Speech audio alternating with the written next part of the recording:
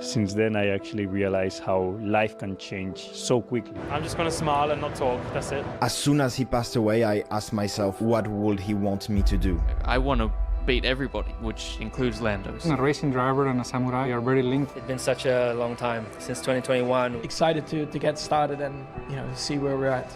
10 years spreading my passion for Formula 1 in social media. To celebrate these 10 years creating Formula 1 content, I decided to make the ultimate video. He is driving in a way that we've never seen from him before. Chasing, pole position number 3, on home territory, contact between the two of them, and that is as quickly as possible. Going wheel to wheel, we're fighting immediately on the restart here. This is the battle for the lead. He's trying to break the toe. He fights his way by. He's heading to the final chicane. We had contact, unfortunately. I think it's where we hope to be. Honestly felt like I gave it all I had. We basically were slow and high deck. Wheel to wheel, and again the Alpines. And this is game over. Around the outside to take the place. This is amazing. I dump everything into this sport. An amazing opportunity. This time I'm not here to make friends, I'm here to win. A new video format that will change the vision of Formula 1 around the world. Empire, baby! Swapping places every corner. Simply lovely, huh? Fighting his way past. To show Formula 1 as you have never seen before. That's my mission.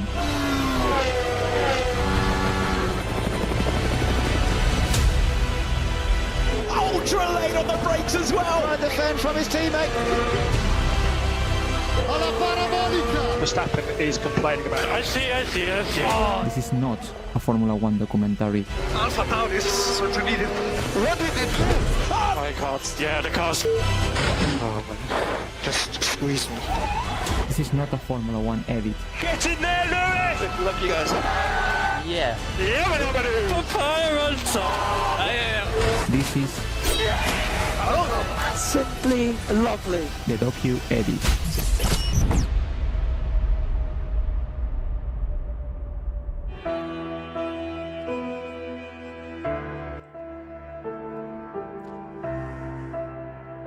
Welcome everyone, guys. Before to start to watch this video, let me show you what it is, because most of the people have no idea what is this about.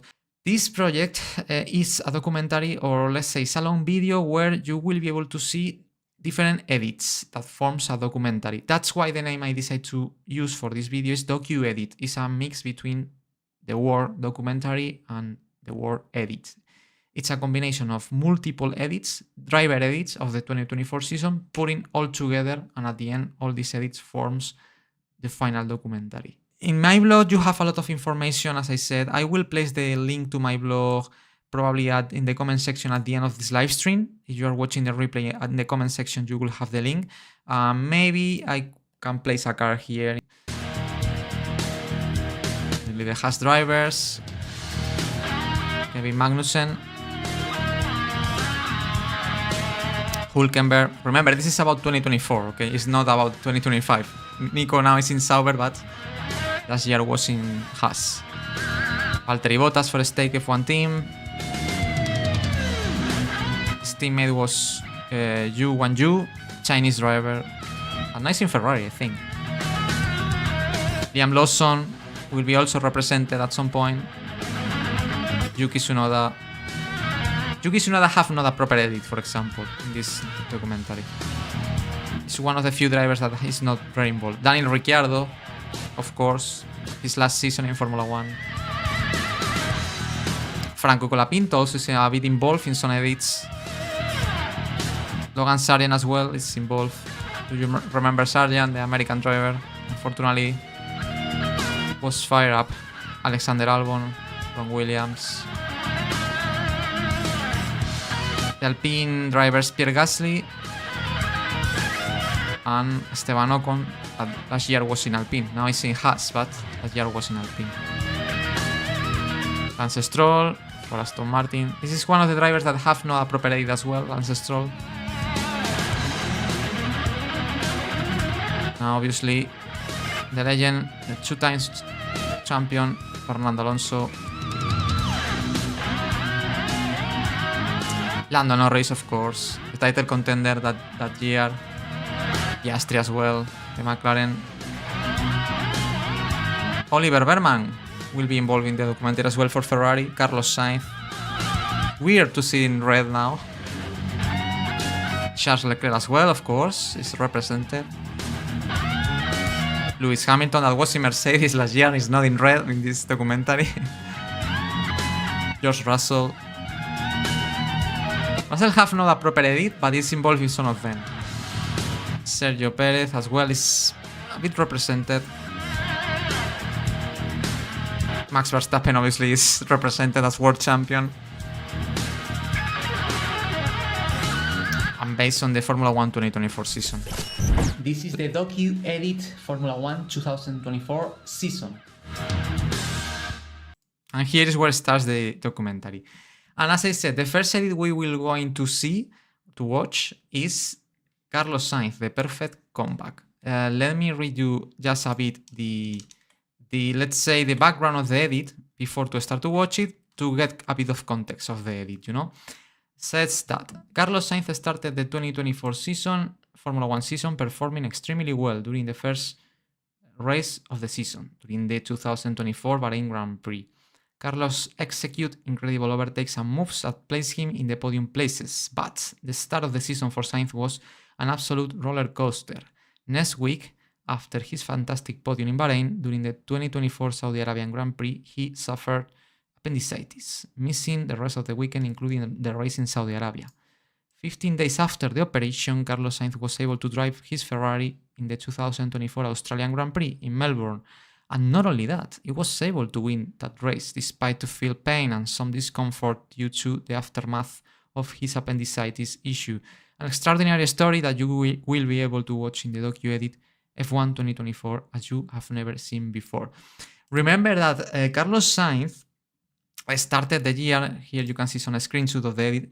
Carlos Sainz started the year without team, because at that point, at the beginning of 2024, in the first race in Bahrain in March 2024, 1 month ago was announced that Lewis Hamilton will be driving next season for Ferrari. And at that point, Carlos Sainz will not be renewal with Ferrari, and he had no seat in Formula 1. So the context of this edit as well is the fact that Carlos Sainz, since the beginning of the 2024 season, not only have to fight on track to get the best result possible, only was fighting to get a new seat in Formula 1, to survive in Formula 1, you know, guys. That's also the context of this edit. And now, let's start it to watch right now. This is the first edit, and thanks to this edit, starts the documentary.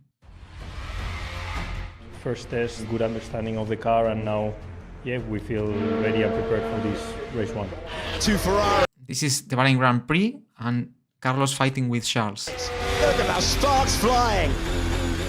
Wheel to wheel, Carlos Sainz, Charles Leclerc.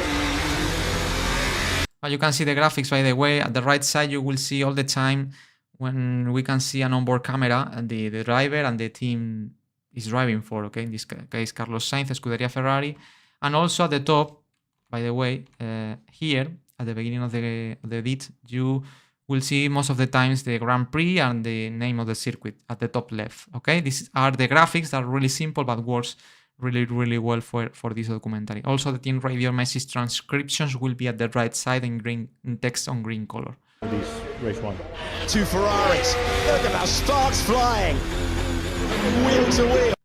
Carlos Sainz, Charles Leclerc. Amazing battle, by the way. Brilliance from Carlos Sainz. No, Carlos passed Leclerc in that Bahrain Grand Prix. I remember to see this Grand Prix, the first one of the season, and to Carlos, the incredible movements he did in Bahrain in the first race of the season. He was aggressive as never he was before. I remember that race, like, we are seeing a new Carlos Sainz, super aggressive, dive on moves against his teammate. Like, I think we realized Carlos at that point was fighting for getting a new seat, you know, to show that he's a very, very competitive driver. You know, he was trying to sell himself on track in these races, and you can feel in the attitude he has on track.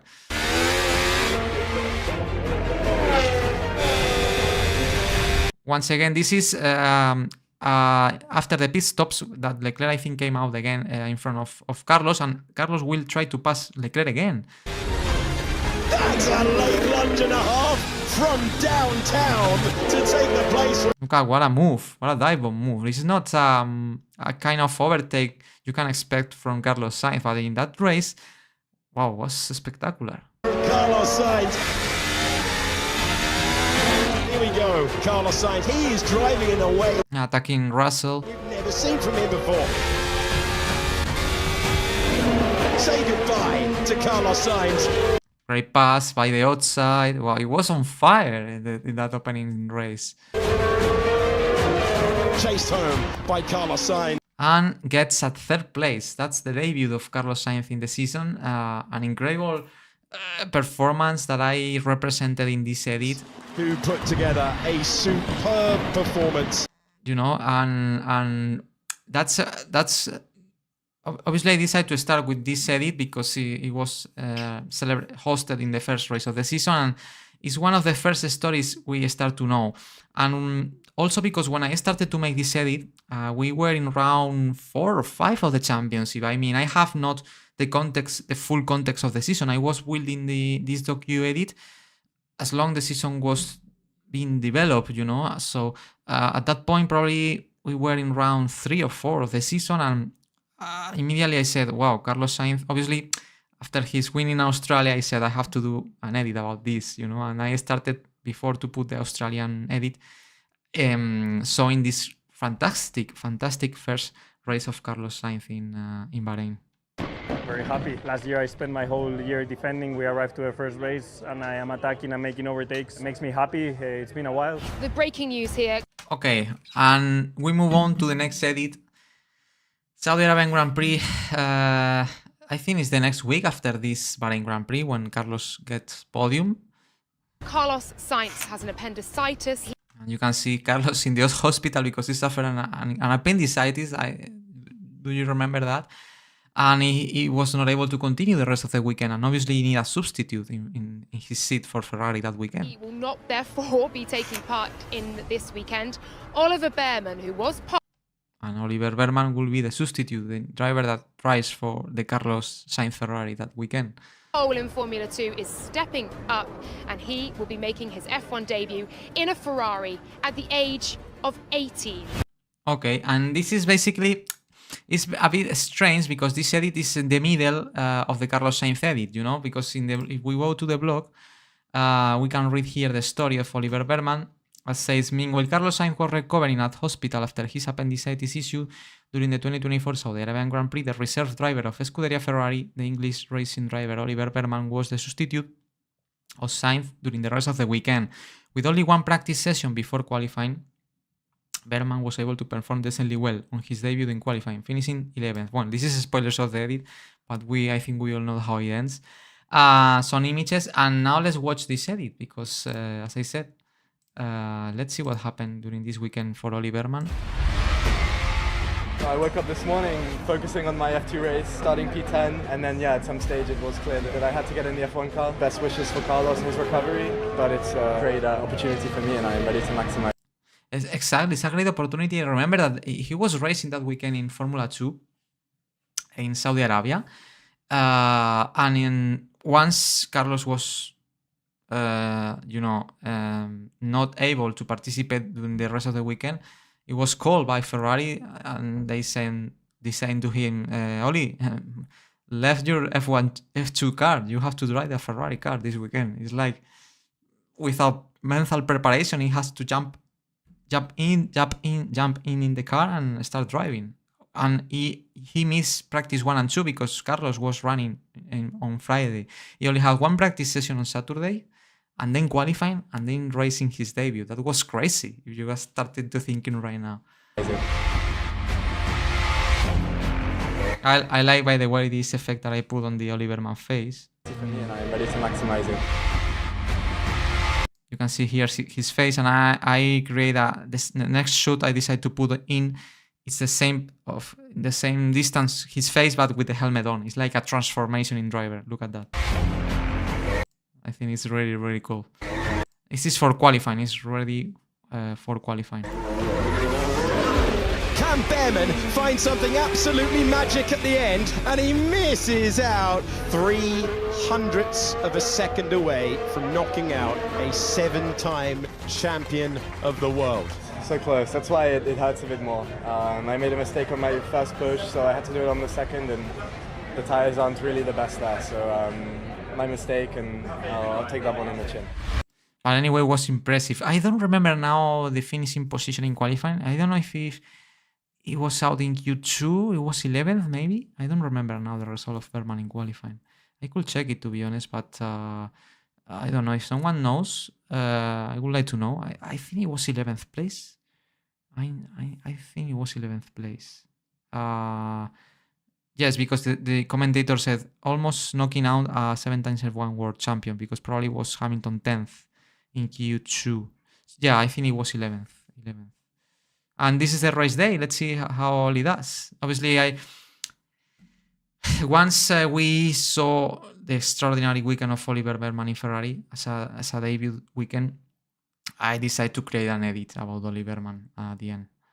Also because he was substituting the driver I was making an edit about, Carlos Sainz. So I did that in that way, connect these two drivers in a kind of same edit, you know. This is a bit weird, but I think works really well in the storytelling. The Saudi Grand Prix is underway. First race start of Bearman. Round of cars. Very cautious, but very intelligent, not getting into much troubles. Off the road as he begins life in Formula One, slightly on the defensive. And now he has to start to recover places.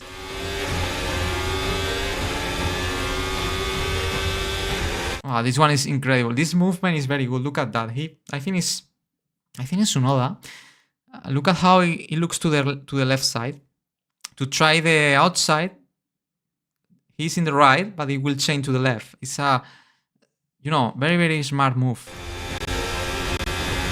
I create this kind of zoom to make people understand that he's looking to the left, because he's finding the gap to the other side, because the braking is, the next turn is into the left side, very slow corner, but he's trying to,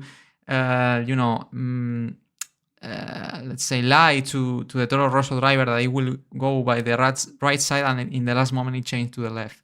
Very smart. Look at that. Little dummy shimmy to the inside. Dummy shimmy. That expression, the Bearman move. Recovering more places. He's in the way, but only for the moment. That's the pass he's been looking for, and the man on debut in Formula One is up tonight. Great race by Oliver Bearman. We have to say that. It's just his debut. It's true that he's driving a Ferrari that was much better car than these cars that has or Toro Rosso, but wow, great. It's Norris in 8th, Hamilton in 9th, and they are both going in chase of Oliver Bearman. And he had behind in the second stint Lando Norris in the McLaren and Hamilton in the Mercedes at that time. Wow, this is very interesting in the edit. These are the father at the left side of Carlos Sainz, and the right side the father of Oliver Bearman, both, and in the middle I put the Carlos Sainz photo, like saying everything is connected, Carlos in the hospital, meanwhile his substitute driver is racing, both fathers present, Oliver Bearman father, Carlos Sainz father, is everything connected here, and in the background the logotype of Ferrari, He's actually just done his best lap of the race. He's only a tenth and a half slower than Norris. Absolutely cracking drive this from Ollie Bearman. Look at that. He was being pressured by Norris and Hamilton. And Norris struggling a bit with tyres there. He's fighting with Hamilton as well. We can do it. Points on debut for Oliver Bearman. Wow. Great race. They finished 7th, I think. Ferrari's youngest ever Formula One driver is the youngest Ferrari driver in history. A point scorer at the first attempt. This moment is really symbolic. Look at that. It's Lewis Hamilton. Congratulate to Bearman.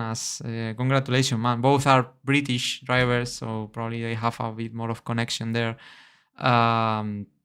But also look at this effect. You can see a photo of Luis as a Ferrari driver. This is the future. Obviously, when I make this edit, we have photos for Luis now in Ferrari with the helmet of in Ferrari putting on the helmet, and it's like when Hamilton touched the gloves of Bearman, appears this kind of flash effect with the photo of Hamilton in Ferrari. Like it's that connection is a prelude of what will happen in the future when Ferrari will be driving for when Hamilton will be driving for Ferrari next season.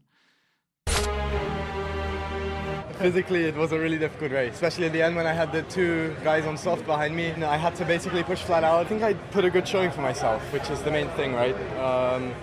It's difficult circumstances, not a lot of laps on track, but I think we maximized everything today. Exactly. It was a great debut by Ali, and obviously I created that edit that was in the middle of the Carlos Sainz edit to represent Oli Bearman as well, and I think he deserved it. He deserved it, and he did a great job there. We continue. This is a continuation of the Carlos Sainz edit, to say in some way, because now, after what happened with the appendicitis and everything, he come back in Australia 15 days later. That's crazy. 15 days later after the surgery, he was racing in Formula 1. But it's even more crazy what will happen in this Grand Prix. But anyway, let's continue. From day 8, I had to catch a flight to Australia, but I still hadn't moved from bed. I remember leaving home still on pain. You cannot imagine the effort and the logistics and things that I've done to be fit for this race. I'm very happy with all the progress I've made, and now it's time to jump in the car and see how I feel. It's crazy, it's telling the story. In the 8th day, he was in the car, flying to Melbourne. That was in the other part of the world, because probably I think he's living. I don't know where he's living Carlos Sainz. I don't know if he's living in Monaco, in Spain. But anyway, it's in the other part of the world. It's a long travel and plane, and with the surgery, the appendicitis.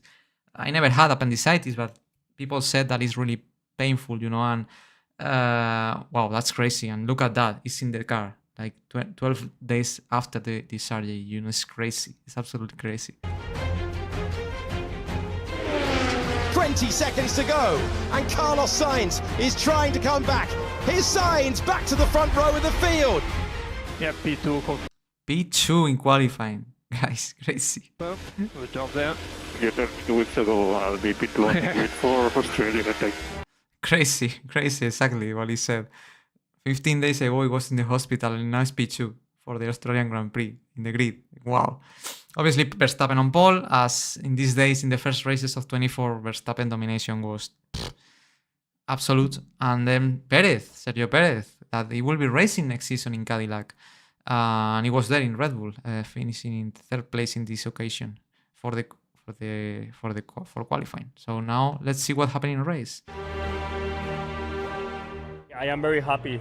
The more I see it, more with perspective, the happier I am, because it's been a very tough couple of weeks, a lot of days in bed, and with a lot of unknowns. You tell me even. Look at how carefully he has to jump out of the car, because he's, it's dangerous. He cannot to do aggressive moves because he can break the patches he used for, maintain all together in his skill and, in his operation and his scars. It's wow. It's remarkable. It's unbelievable. I cannot believe he did that, to be honest.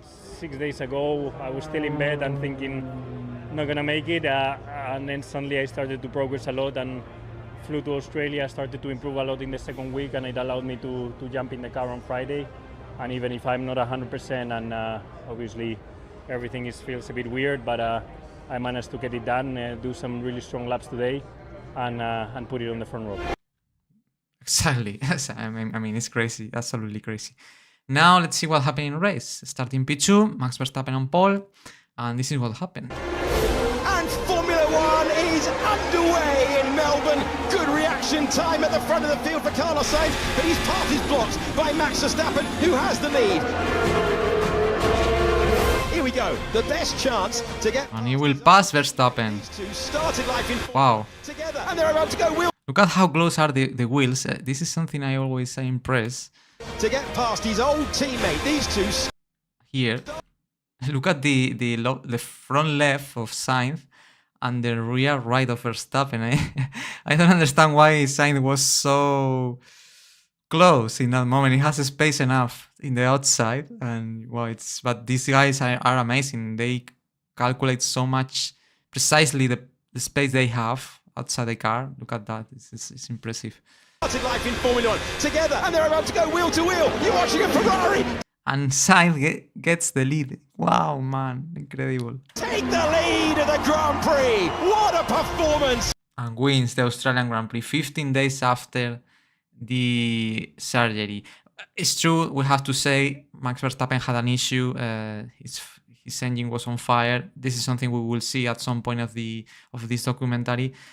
But anyway, he was the best of the rest, and that's why once Verstappen was out, it was the driver who got the pieces, you know. It was there. What a comeback! A Ferrari 1-2, headed by Carlos Sainz, who wins. Ferrari 1-2, by the way.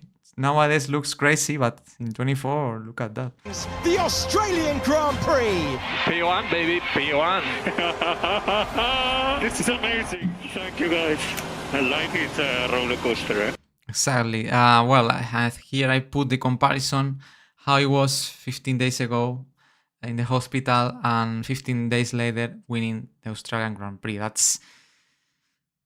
This image speaks by itself, you know. It's as it's saying Carlos Sainz in the team radio message, life is a roller coaster. It's a roller coaster. Sometimes you have no idea how it's possible to change so drastically in just a couple of days, you know. This story is incredible. That's why when Carlos won this Grand Prix in Australia, in that moment, guys, I said, okay, I have the first edit for this project. Life is incredible. I'm going all the way to Australia without even knowing if I'm going to be racing. I tell her, imagine if I win. He was talking about his mom. That he was, before to leave his home to go to Australia, Sainz said to her mom, imagine if I go and I win. It happened. It's crazy. It's absolutely crazy.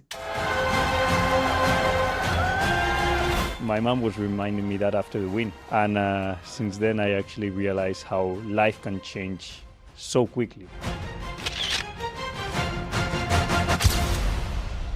And this is the end of the Carlos Sainz edit with his friend Lando Norris. In his, you know, I don't know how to name that, this bandage, or, you know, that covers the operation, the surgery he suffered in that part of the body because of the appendicitis, and it's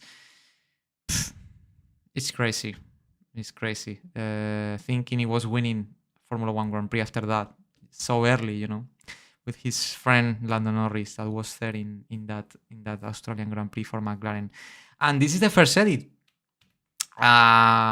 What do you think? Do you enjoy this docu-edit? It's just the first edit. There are more edits still to come. This is just the first one.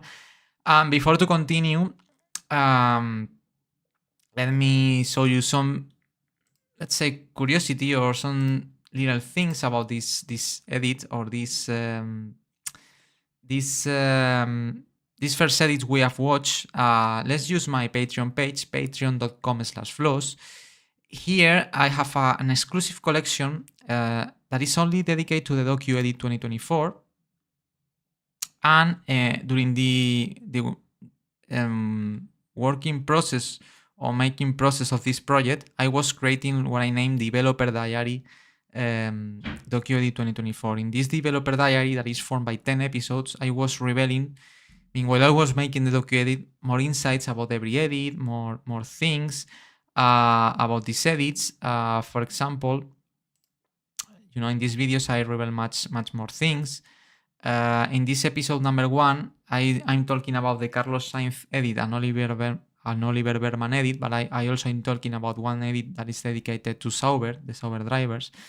And as you can see here, this is a full access episode, Developer Diary 01, all access episodes, All Access episode 1, where, as I said, if you really would like to know more details and secrets about this edit you have watched now, the Oliver Bearman edit and the Carlos Sainz edit, and in addition also more info about this edit, about Sauber, you can get access through my Patreon, unlocking it or buying the post. But this is something I will explain later on after this video. And in this first episode, as I said, I explain a lot of secrets about the Carlos Sainz edit we have watched, the Oliver Bearman edit we have watched, technical things about the color, how I use the colors to edit the documentary, a lot of things. In the first episode of the Developer Diary is really cool. It's one of my favorites when I reveal a lot of information. Something happened about it during This is a preview.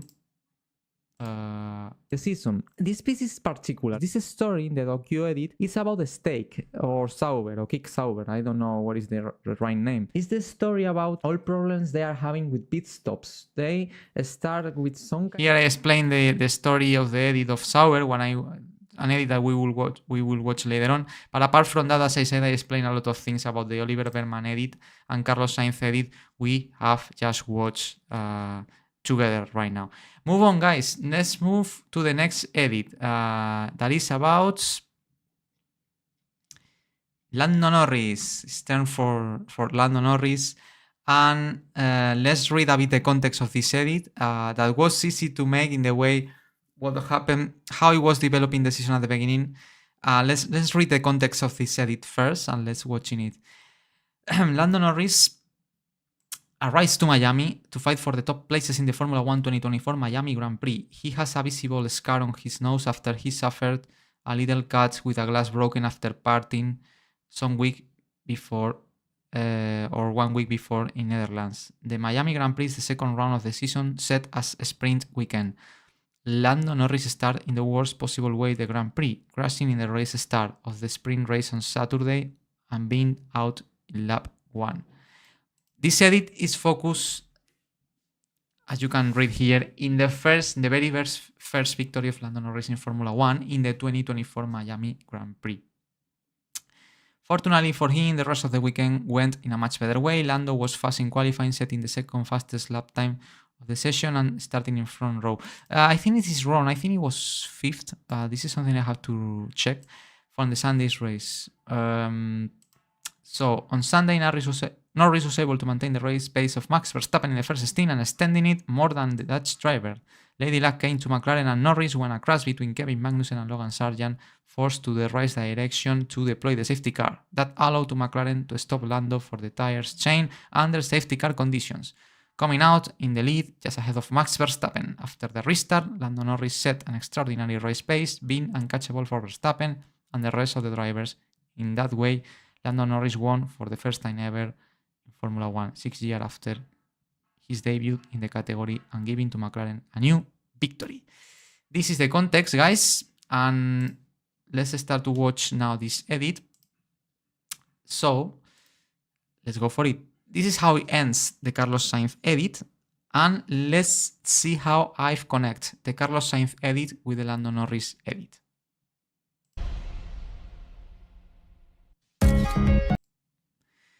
With a photo of Lando with some kind of problem and bandage as Carlos had in the previous photo, but in different places in his nose, in his face.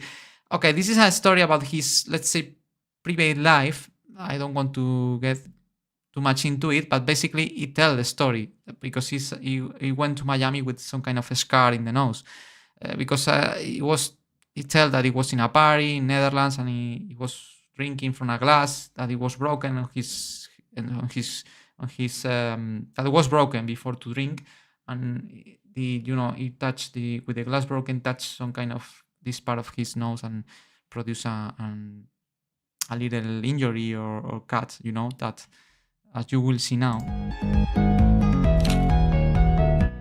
These are the photos that I don't know who shared these photos in social media, but I find them and I put it on it. Fine, it's just a little cut from a... Look at that, you can see in the nose. Why I started editing that way? Because I connect the previous edit with Carlos Sainz with this kind of bandage or taps in his belly after the appendicitis issue.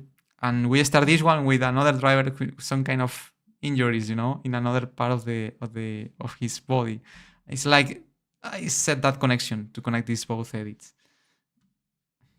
And apart that was the photo that we saw Carlos Sainz with the problem, you know, it was alone to Lando Norris in the pre-podium ceremony.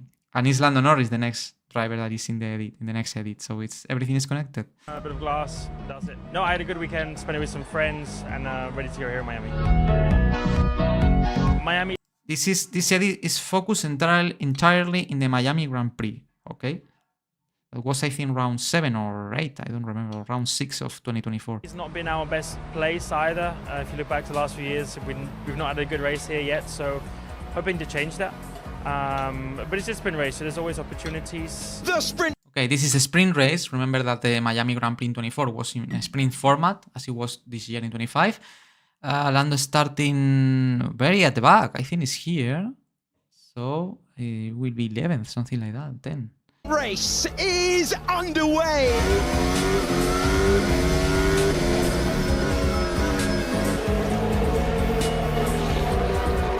Oh. Who gets shuffled out? A spin for the McLaren. It was touch. Backwards there. I'm out, I got hit. Okay, you sure you can't bring it back? I haven't seen. No, I got suspension damage. Retired in lap 1. It was not his fault, as I will explain now, I think. But I mean, it's obvious, you know, Lewis started up the inside and caused the incident, so nothing I could do. Yeah, I think it's about Lewis' fault. He went here very aggressive in turn 1, touch Alonso. And it's a chain reaction between Hamilton touching Alonso, Alonso touching Stroll, and Stroll being pushed wide, touch Lando Norris, that is in the outside. Look at that, here, touch it. And we move on to qualifying. After this very bad start for Lando Norris, who can imagine at that point that he will be able to win at the end? Terrible start for Lando this Miami Grand Prix weekend, but move on to qualifying. Very few personal bests appearing on the timing page at the moment. Perez got up to 4th position ahead of Piastri. Lando Norris gets ahead of his teammate up to 5th. Yeah, I felt a bit He qualified in 5th place for that Grand Prix. more confident yesterday on extracting lap time. Today I kind of felt like I got there and struggled to do a lot more. But on the whole, of course, P5 is still not bad. And we now move on to the race day, the most important day. Starting Lando P5 in that Grand Prix. Being out in a sprint, nothing to lose here. That at that point, we have to remember that at this point of the season, McLaren was not so dominant still in this first part of the season. Okay, it's not like we all know how we end up this season. McLaren dominating absolutely as it was starting the 2025 season, dominating as well. But at this point, McLaren was not so dominant. There were Ferrari there, Mercedes at some point, obviously Max Verstappen and Red Bull dominating. And the Miami Grand Prix is underway. Max Verstappen maintains the lead. Oh, Perez almost crashed into Max. Fortunately, that don't happen. And Lando is on the outside P5, along to the Ferraris. Oh, he was nearly hit by his teammate. Nice P5 still. Maintaining track position. Former race leader Max Verstappen goes through. So does Charles Leclerc. And Lando Norris continues to circulate out there. And now this is the moment that helps to Lando to win this Grand Prix. Kevin Magnussen, Logan Sargeant in the Williams. Oh, Magnussen touched Sargeant and bye-bye. The full safety car is out. Lando Norris is going to get the... And now, at this point, Lando Norris was, I think, the only driver that has not stopped yet during this crash. And he had like a free pit stop, basically. He saved probably 10 seconds or 11th. The rest of their rivals that were in front, the Ferraris, I think Perez as well, Verstappen, they stopped before. So benefit. And Lando Norris is going to venture back out onto the racetrack as the race leader. Exactly, and now it's the race leader. It helps the safety car, but you know, it was intelligent. It was doing a good job managing tires so long, you know, as well. And this is the restart. Obviously, now it's Norris, Verstappen really close. But nice. I remember watching this race at that moment, and it's like Lando is I think everyone was thinking at that moment, can Lando win for the first time ever finally? Because he had another occasion that it was close, but for different reasons he couldn't win. And now, obviously, to have Max Verstappen in a safety car restart just behind you is not the best thing in the world. It's really intelligent, and you can see just waiting for Norris to restart the race really close. The pressure was there. I'm sure Lando was really nervous at that point. I'm sure he was. Can Lando Norris keep Max Verstappen behind? We're fighting. Look at that. He's attacking Max. Immediately on the restart here. Norris did not have a comfortable The restart was very good by Lando, and he saved it. restart, but he does maintain the lead. This is the Last lap. Obviously, his pace was good. Even was able to pull away from Max. That was the first. These final laps where Norris was able to pull away from Max, it was the first symptom or the first signal for us that maybe the season for Max Verstappen will not be so easy from now, you know? Now a new song. I changed the song for this edit because this is the moment when Lando is only fighting with himself. He has a big margin, big gap behind. He will win. Just final lap is now. He has to fight with himself to don't make mistakes and to bring the car home.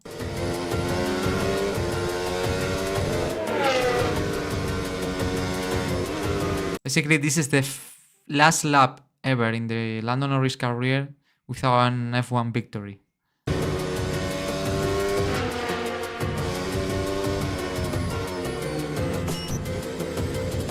You can see now some like flashback with some numbers and positions. Second, third, what is that?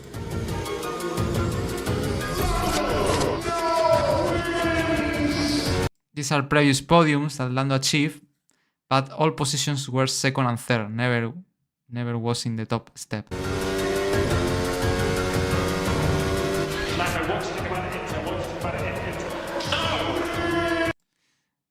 Okay, let me explain you that. This is Russia 2021, a race that he was leading and he will be able to win, but in the final laps it started to rain and Lando decided to don't stop for inter tires because it started to rain very late in the race, like the final 2-3 laps, and he really wanted to maintain on track because he thought the rain would not be enough to stop, but obviously it was too much rain and he lost the victory. He was asking the race engineer, Lando, what do you think about the inters? And Lando said, no inters. I want to finish the race on these tires and I want to win. Luis, as you can see, just behind. And now I complete the word no with wins because there was at that time like a joke with Lando because he was in the podium in a Formula 1 a lot of times, but never was in the top step in the first place. And in opportunities like this one in 2021 in Russia, when he had a good chance to win, he didn't for different circumstances. He get like this nickname of Lando no wins because never won before. You know, that's the, let's say, the joke that I decided to put in this edit. You can see spinning around, too much rain in that Russian Grand Prix, and he lost the victory there.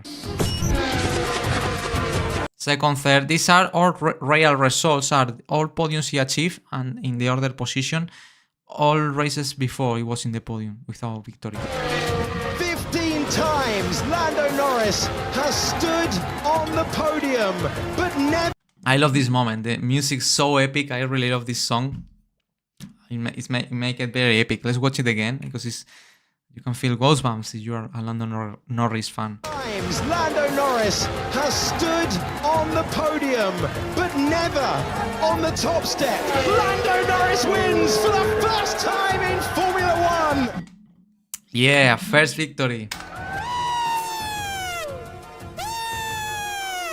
We did it, Will! We did it! You can see, listen, the joy of Lando is to be so happy. Finally, it's a relief. After all chances he lost, finally it's a race winner. I finally delivered for you. Thank you so much. Finally. Oh, I'm so happy. Thanks, Mom. Thanks, Dad. This one's for my grandma. Thank you very much. Lando, no wins, sir. He himself, he said the joke. Lando no wins, like, now I won. Like, you cannot name it or calling me as no wins anymore. And look at this effect. This is amazing. It's one of my favorite visual effects that I put. I spent so much time making this montage. Lando, no wins, sir. That I could explain a bit more, but yeah. I think I can explain it later on in the future, but basically this man is the founder of McLaren, Bruce McLaren. That I was even a Formula 1 racing driver. He was racing under his own team, McLaren. That was the founder, and I decided to put this image to pay tribute to Bruce. I think he died in a racing accident, I think. Some years after he was racing in his first seasons in Formula 1. He wasn't even a thing. He won races, I think, in McLaren. And he passed away in an accident, I think. And it's like a tribute. Why associated to Norris? Well, because Lando Norris is a McLaren boy. He was in McLaren since he was really young.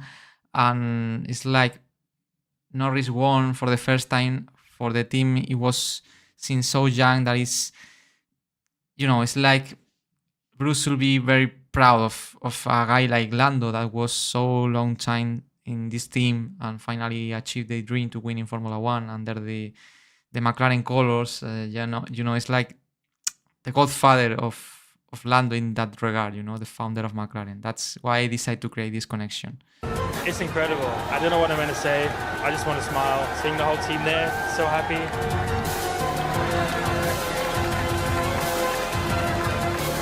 Today makes up for every moment that we've had together, the ups and downs. And now this is another cool visual effect. Every moment that we've had together, the ups and downs. When Lando do this famous touch with the bottle to sprit the champagne, I decided to create this scene, like the bottle of champagne being broken. But this is if you are a very big fan of the Silver War, maybe you recognize this shot. That is the same. It's the same I used for the origins of the Silver War F1 2014. After the Monaco Grand Prix, when the relationship is completely broken between Lewis Hamilton and Nico Rosberg. And now I decided to put the logo of McLaren and the first place. You can see a first place. Every moment that we've had together, the ups and downs. Here, like he was second, third a lot of times, but finally he was first in a Formula 1 Grand Prix. That's something I've dreamed of doing for a long time, and today I managed to do it. So, I don't know, it's hard to describe, like, I'm just going to smile and not talk, that's it.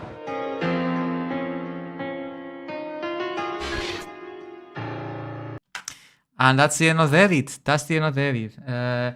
As always, as I explained before, in my series Docuedit F1 2024 Developer Diary, the second episode is dedicated not entirely, but very in a very extensive way to the Lando Norris edit. And also I talk about the another driver edit about Kevin Magnussen in Haas, that is really cool as well. In the second episode of the Docuedit, let's see a quick preview. Kevin Magnussen, the driver for Denmark that is racing for Haas, and this season is being very bad for him. He is having a lot of crashes, a lot of accidents. I started it showing you the crash he had.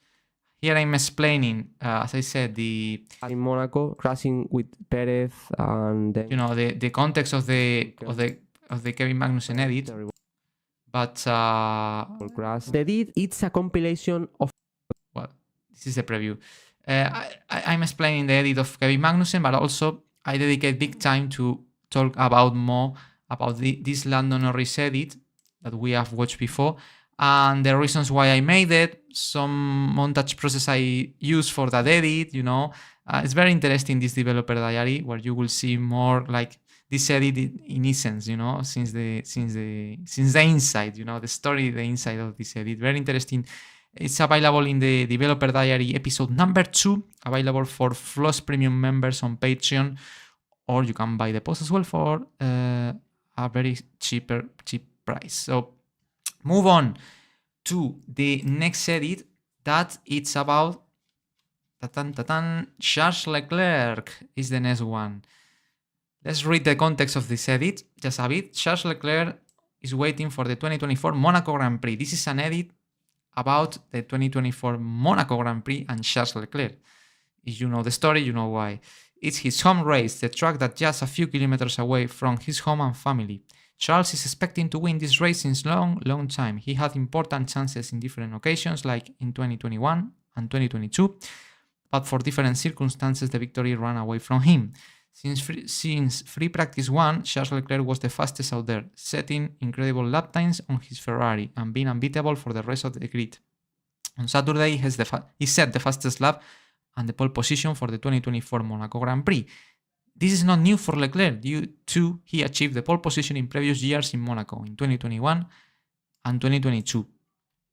The crucial day for Leclerc is on Sunday, the race day. Charles starts from pole in the most difficult track in the world to be overtaken. He just needs to complete the 78 laps of the race with the car in one piece. This time the car is in perfect conditions, unlike in 2021 when he started the race on pole, but a big shunt into the barriers the day before in qualifying produced terminal damage on his Ferrari. That caused the poleman could not even start the race. True, that happened in 2021 for Leclerc. Starting from pole, he could not start even the race. In addition, in 2024 it's not raining, unlike in 2022 when Leclerc started the Monaco Grand Prix race on pole once again, but in the moment the track conditions and the rain intensity changed, the Ferrari strategy was wrong, giving advantage to Red Bull and Sergio Perez and destroying the chances of victory of Charles Leclerc due a wrong call to the pits for a tire change. If you remember that race, also Leclerc lost the Monaco Grand Prix in 2022 because of a bad strategy of Ferrari. So in two occasions, 2021, 2022, he was on pole and he did not win in Monaco. That's crazy. Monaco, that is the most difficult place to be overtaken, and he lost 2 races from pole for different circumstances, you know. This context is what you will be able to see in the edit, you know. And let's start to watch the edit of Charles Leclerc. If you are a Charles Leclerc fan, you will love this edit. Let's start to watch it. By the way, how I connect the Lando Norris edit with the Charles Leclerc edit? With the piano note. Because I picked this clip from Charles Leclerc in a studio with pianos, and I thought that a very, very good way to connect these two edits is with a piano note. Because if you are a Charles Leclerc fan, you know that Leclerc is have a piano. He plays sometimes to the piano. Even he produced some songs at some point. Even at the beginning, when I started to create this edit, I started to think. I had the idea to use one of the Leclerc's songs he had on piano, but I had no way to. I did not find a way to buy the song officially and to put it in the Docuedit in this documentary. So at the end, I decided to use another songs, but are really good as well.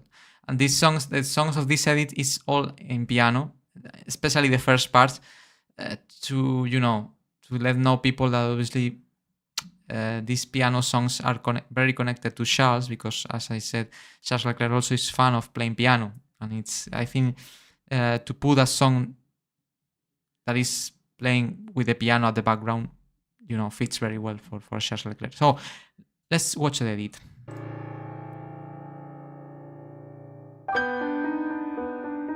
Piano is an amazing way of disconnecting myself from the pressure of Formula 1.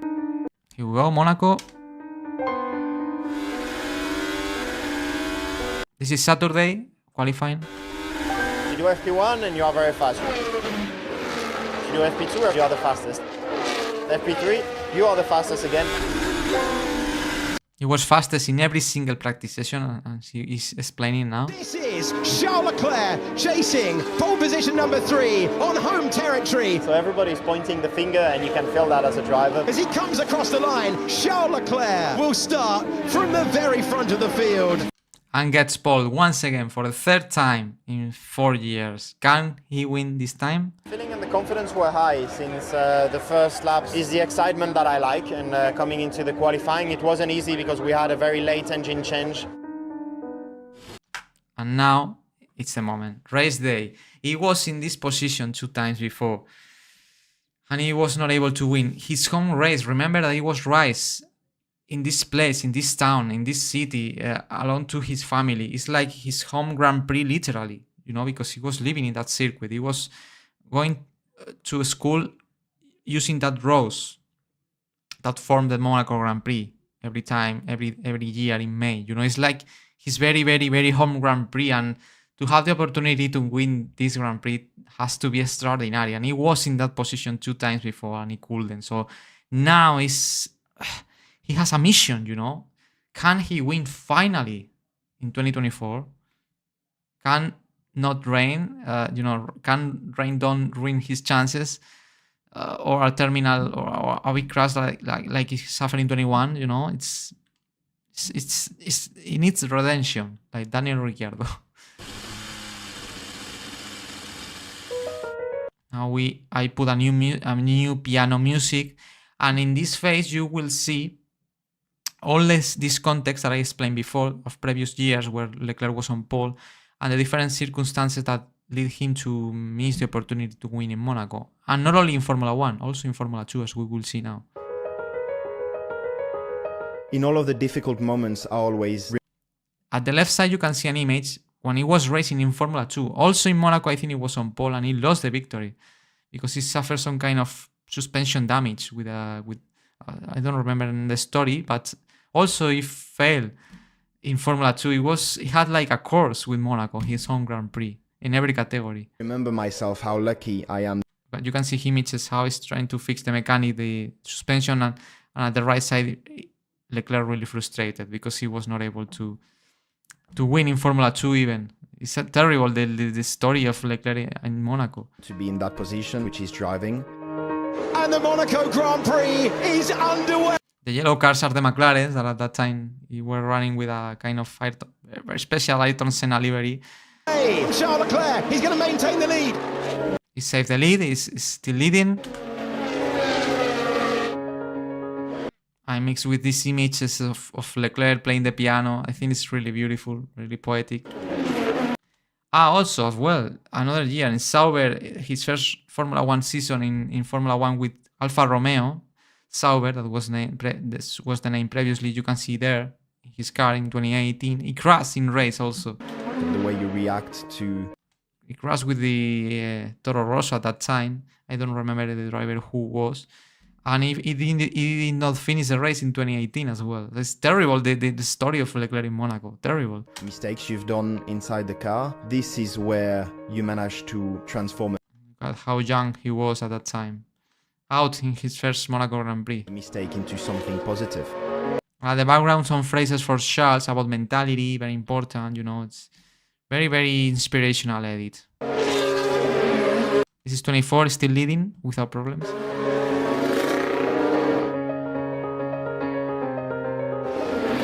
Montage is really cool. It's like it's listening the piano notes, and you can see another flashback from Charles in Monaco. This is 2019 in Ferrari. I think he started at the very back of the grid, something like that, and he has to recover places, and he crashed again. Here he touched the barrier, I think. Look at that. With the rear, he destroyed the wheel. He had to retire again. Once again, retire. It's wow, terrible story.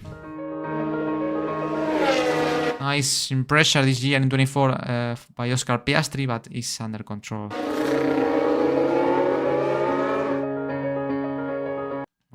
This effect that is really cool. Look at what I did here. This is the crash in 21 when he was on pole after this crash. He it caused a red flag at that point, but it was on pole, so it was starting anyway the next race, the next day in 21 on pole in Monaco as well. But this accident caused him that the next day the car was not fully repaired, and even before to start the race he had to retire the car because they have a problem with the gearbox due to this accident. So he was not able even to start the race in 21 in Monaco, starting from pole. That was super painful for Leclerc. Just for your info, This is 24. I think you have around. I mean, do you want to know the margin? No, we are not interested. Charles Leclerc asking to the team that he had more pace, but he's not using it, and the team said, "Okay, I don't care. Don't tell us the real pace you have. To don't give a clue to the other teams, you know, about how much you can push. It's mind games." That's rude. Sorry. And this is Monaco 22 when rain comes and Ferrari called to Charles in the wrong moment, and he lost the place with Perez. He lost even the podium. He finished 4th, I think. Stay out. Because the Ferrari strategy was not the right one, as usual in these times. Okay, all this context, Leclerc suffered in Monaco. All these crashes, bad strategies, bad luck, you know, all this background Leclerc had in his home Grand Prix. He was having it in that 2024 Monaco Grand Prix, and now he has the opportunity to get redemption after all these bad things they suffer in Monaco. This is the moment, and now we start in the last part of the edit when I decided to put a very epic song to see the last lap of Charles Leclerc before to win for the first time ever the Monaco Grand Prix. Using Italian commentators, of course. This is very special when Leclerc wins under the Italian commentators, as I did in my edit Tragedy for Glory. If you are a big fan of my videos, you know that video. L'ultimo giro. Last lap. L'ultimo giro per Leclerc. È un boato, Monaco. La piscina. This is very, very epic. Look at this in the music. You can feel the goosebumps here. L'uscita. L'ultima volta. La rascassa in salita a casa tua, Charles. A casa tua, Charles. That is saying in Italian. In your home, Charles. In your home. A casa tua, Charles. A casa tua, Charles. A casa tua, Charles. Charles Leclerc vince il Gran Premio di Monaco. Finally. Per un pilota che ha avuto 1000 sfortune a casa sua. We won it.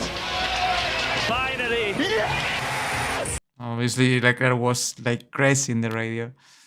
Really emotional, this one. It's one of my favorite edits. Yes! Yes! Yes! Yes! Yes! Oh.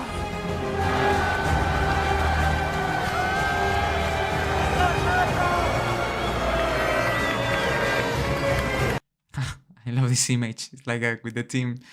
And look at the marshals here, like, okay, I have to accept that. And the guy, look at the face of this guy. The other marshal, like, okay, I cannot move. I'm trapped here. I have to, you know, to stay here firm, stay steady and standing. And it's like, it's not part of the team, but it's being hugging by the. It's really funny. So epic this moment. I feel extremely good. There's a lot of things adding to this weekend. And now Charles explained all the context, all the background behind this story we were explaining. Meanwhile, he was running in 24 in Monaco, all these bad moments he had. First of all, it's my home Grand Prix. This montage, I love it as well, with the Monaco flag at the background. This montage take me also good time to making it, to finish it. Even I have material to make a video about this montage process that I probably will publish on my Patreon page as well at some point. Second, I've had 2 opportunities in the past that I've lost. Very difficult moments. You don't really know whether you are going to get another opportunity to win this race. I lost my father in 2017, so I was obviously very young. And now, probably the most special part of this edit, he was talking about his father that he lost in 2017, very young. And obviously, I'm sure Charles Leclerc would love to see his dad there, seeing how his son was winning at home, you know, and obviously it was not. And that's why I decided to make this special effect that is beautiful. Look at that. As soon as he passed away, I asked myself, what would he want me to do? This is his father in the water, like it's in a Formula 1 car, or in a racing car. I think he was a racing driver, his father, long time ago. And this is one of his photos. And obviously with the Charles Leclerc phrase that is saying, what would he like me to do, you know? What would like my father would like I was doing after he passed away? I had no doubt. There was only one answer. There was only one answer. That was, keep racing, my son.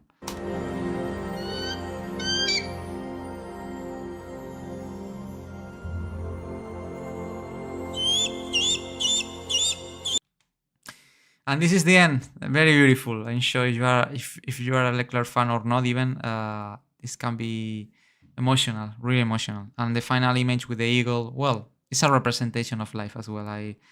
If you watch my edit named Soulmates, Charles Leclerc, this one, is this edit?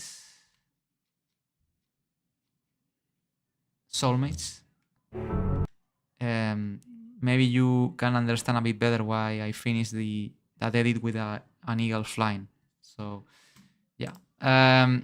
Of course, about these edits, guys, in my developer diary episode number 3, that is available on the collection Docuedit in my Patreon page, patreon.com/FLoz. Episode number 3 is this one.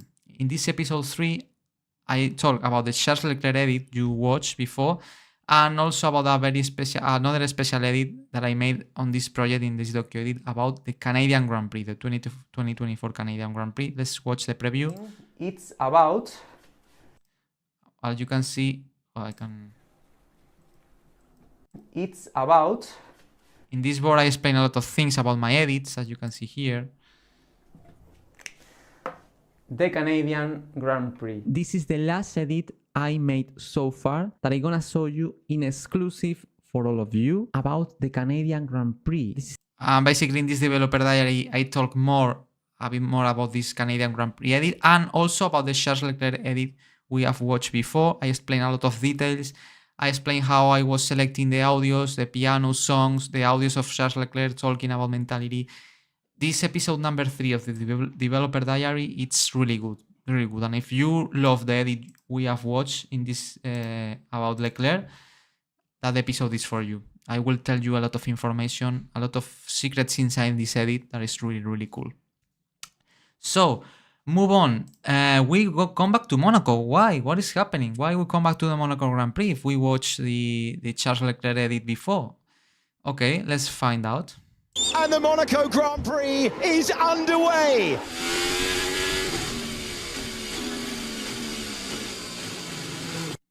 It's getting Magnussen in the Haas. Race start in Monaco.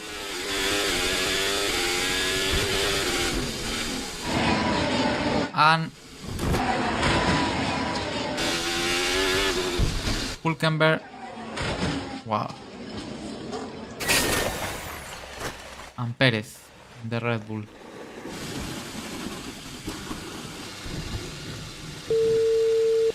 Are you okay, Nico? Damn it. That was unnecessary. Yeah.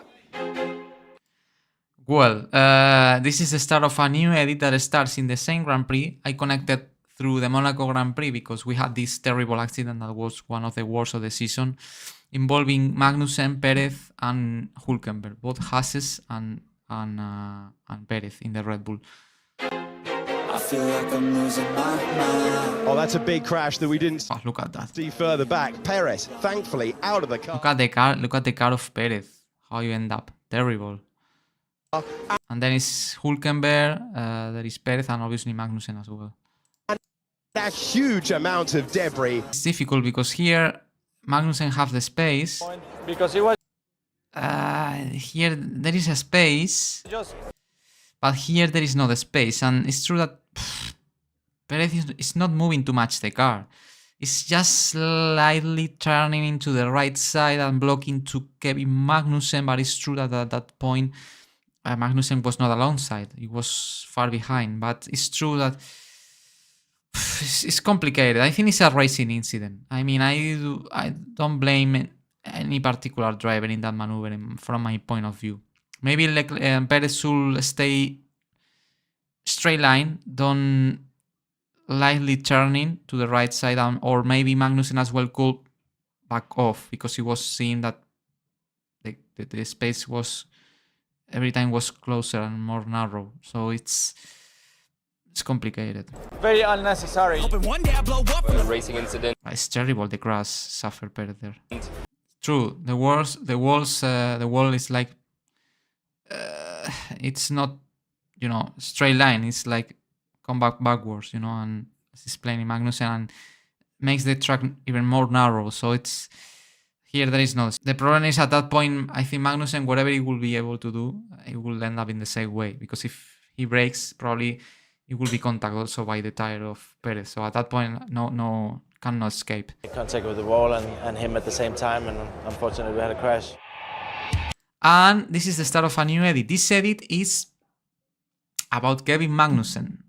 Yes, I did an entire edit about Kevin Magnussen. Let's discover why. I have no context. In the blog is not explained the context of this edit, because at that point was secret when I was making this project. Was secret, and also only was revealed for FLoz premium members on my Patreon page, that edit, you know, in the episode, as I explained before, in the episode number 2 of the developer diary. This one was, apart from the Lando Norris edit, I was explaining things about this Kevin Magnussen edit. At that time, only people that was member of FLoz premium member of my Patreon page knew the story that I was building about Kevin Magnussen. That's why in the blog there is no context, because when I was starting to write this blog, I was doing it meanwhile I was making this project, and I decided to FLoz premium members as a perk or reward for being members of my Patreon page, to give them exclusive information about this edit. That's why there is not an entry in the blog. Okay, so let's watch this Kevin Magnussen edit. Let's see the surprises this edit have. Okay, we are in Saudi Arabia, round 2 again, and this is Kevin Magnussen fighting with a lot of drivers. Alex Albon in the Williams trying to pass Kevin.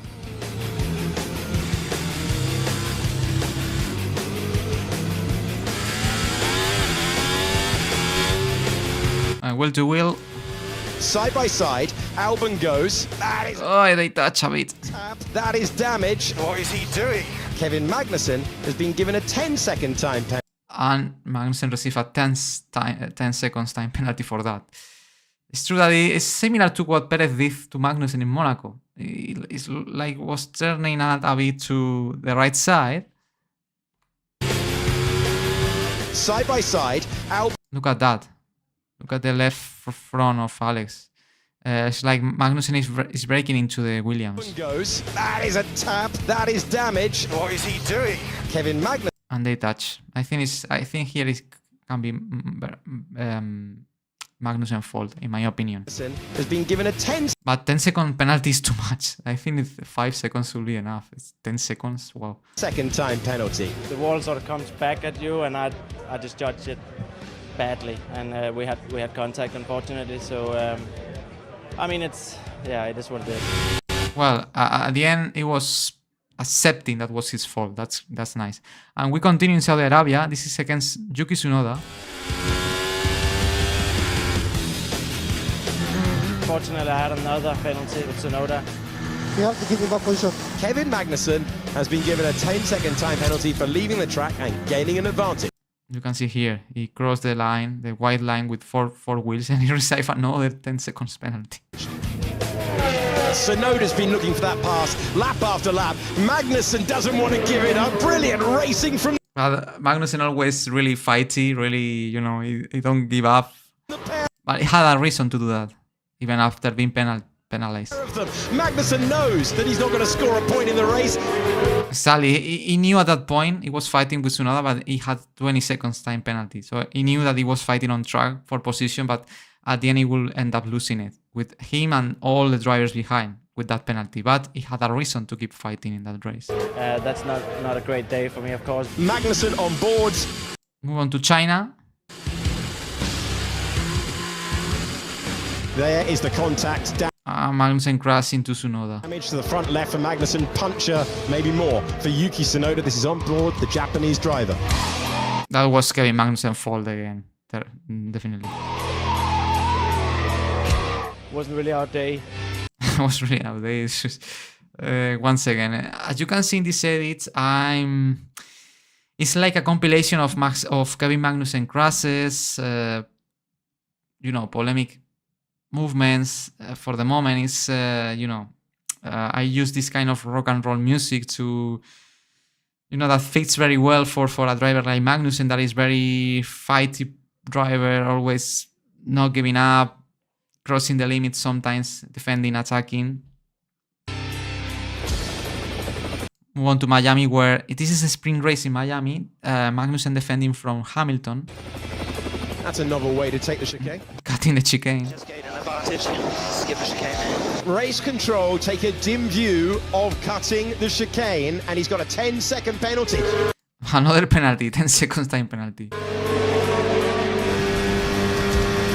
Hamilton attacking. Have it? No. You knew what was coming. They will go side by side. They contact. Yeah, they drove into me. I got that on video. Magnussen.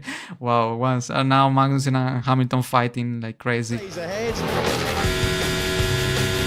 Once again, here we go. Hamilton this time trying the outside line. Oh, no. They both run off the road. Is there a chance for Yuki Tsunoda? Man, I have to say that I miss Magnussen sometimes. I mean, it's very aggressive, but, you know, we need this kind of drivers sometimes. Like, you know, obviously you have to respect, don't crash into each other, but drivers that, you know, they will fight always. You know, these kind of drivers, we need some of them in Formula 1 always. I think probably now, actually, Verstappen is one of them, but Verstappen is so good and he's able to do that, but without being so rude or so explicit, or, you know, he knows how to do it. I don't know how to explain. You understand me for sure. But I think the most similar driver we have now to Magnussen, I think, is Liam Lawson in that regard. He's a driver that, you know, to pass him on track, Liam Lawson, you have to give everything you have, and you have big chances to contact with him. You know, it's really, really hard defender, and Magnussen is something like that. Yeah, push yourself the track. Hamilton desperate now. This is the crash we saw in the Lando Norris edit that caused the entry of the safety car and the victory of Lando Norris, with Kevin Magnussen with Sargeant.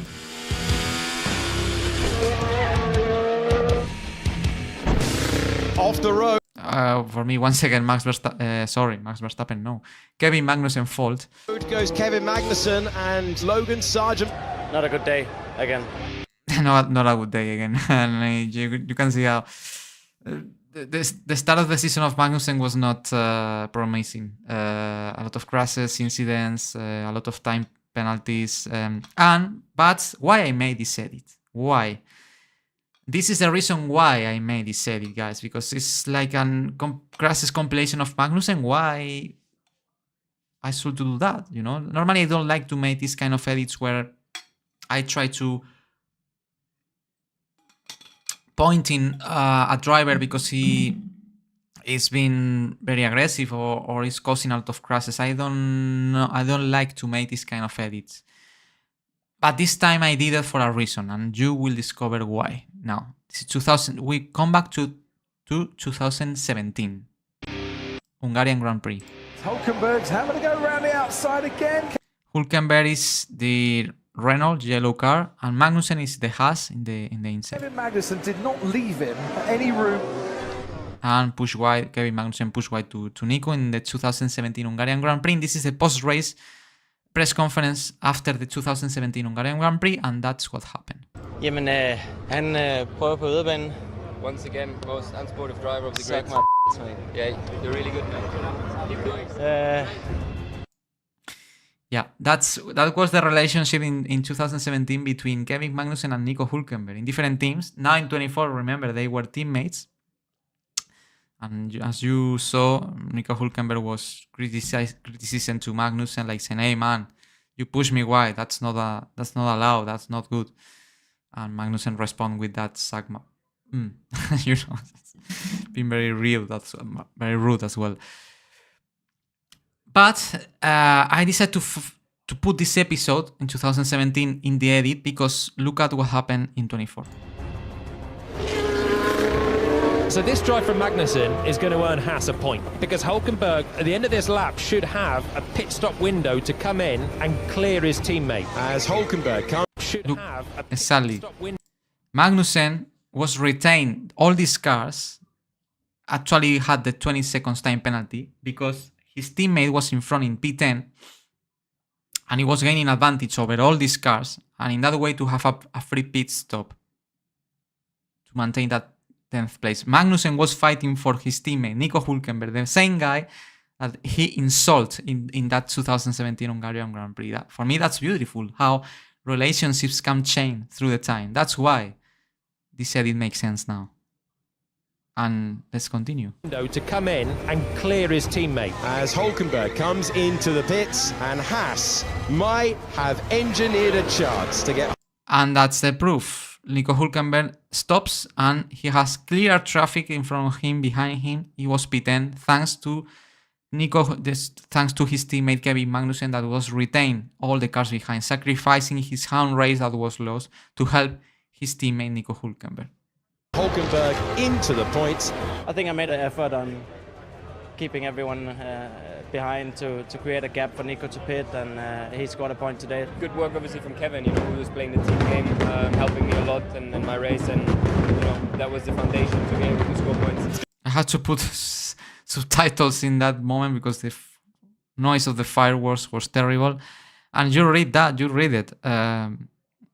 Nico was saying, "Thank you, Kevin, for retaining the cars behind you," and Kevin was explaining why he did it, even having 20 seconds time penalty. For me, it's beautiful. Team sacrifice, you know, for Kevin Magnussen to help Nico. That in 2017 the relationship was so bad, you know. It's beautiful for me. It was a good lesson for life of how a relationship between two persons that they were not very good friends can change completely. That's one of the most powerful reasons I found to make this edit. It's going to be quick again. It's going to be... And this is Kevin Magnussen in Australia. This is some moments of brilliance of Kevin Magnussen on track, you know, to pay tribute to Magnussen, not only showing crashes and bad moments, you know, also showing good moves from Kevin. Very fast this time around the outside to take the place. Kevin Magnussen gets the move done. Nice job, Kev. Nice job. Good move. Take two. This time and this battle between Magnussen and Stroll, that was amazing. That happened in China. Let's take a look. Pass for Stroll, who's able to get past. Magnussen leaves a wheel in. Amazing. Wow. Stroll keep fighting. Stroll leaves the widest berth possible. Really, really great battling. Are they still fighting? That's amazing.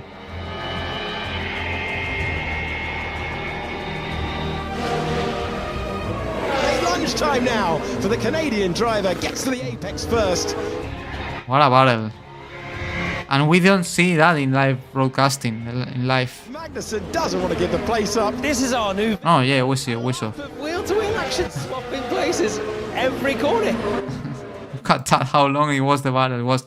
I found it when I was searching for clips for Kevin Magnussen edit. I found this battle and I had to put it. Even Kevin Magnussen being the loser of that battle, but it was amazing between Lance Stroll and Kevin Magnussen. Hamilton trying to improve now. He's got... And now we come back to Miami when Hamilton and Magnussen were fighting. And once again, Magnussen was fighting this time as well for his teammate, because his teammate was in front, Nico Hülkenberg. It was, I think he received a penalty here, and probably a time penalty, and at that point he was in P8 in the sprint, he will get a point, but with that time penalty, he will be take out of his hands this point. So once again, just in front of Kevin in this race was Hülkenberg, his teammate. He was once again fighting to defend from Lewis, to avoid Lewis pass him and to catch Nico.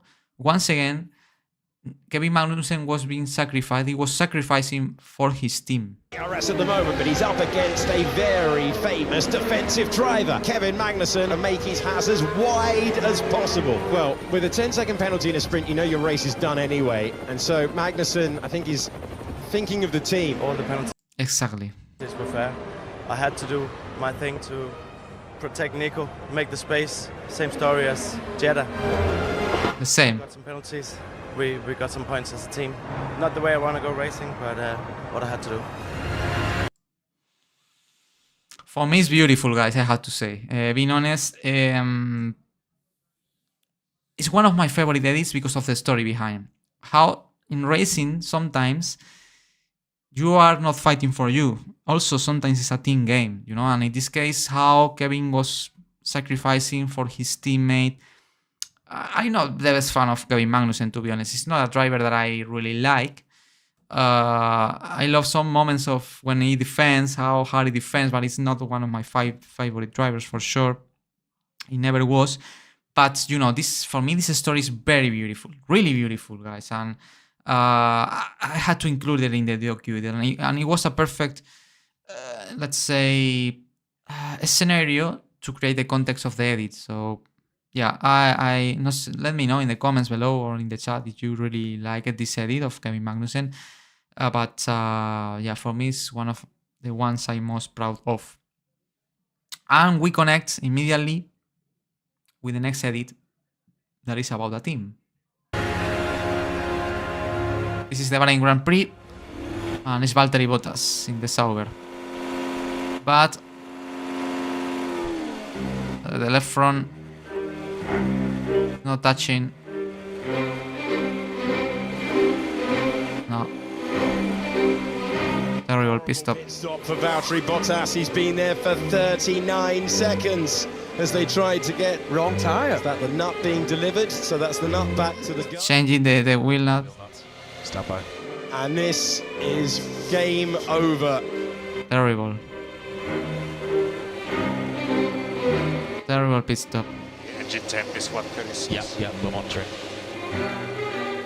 I mean, yeah, obviously there was an issue with the wheel nut, something to investigate, make sure it doesn't happen again. I think that's the main take for me from today.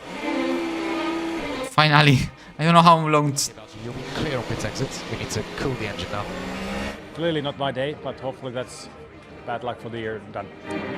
No, it was not. It was not. That was the beginning.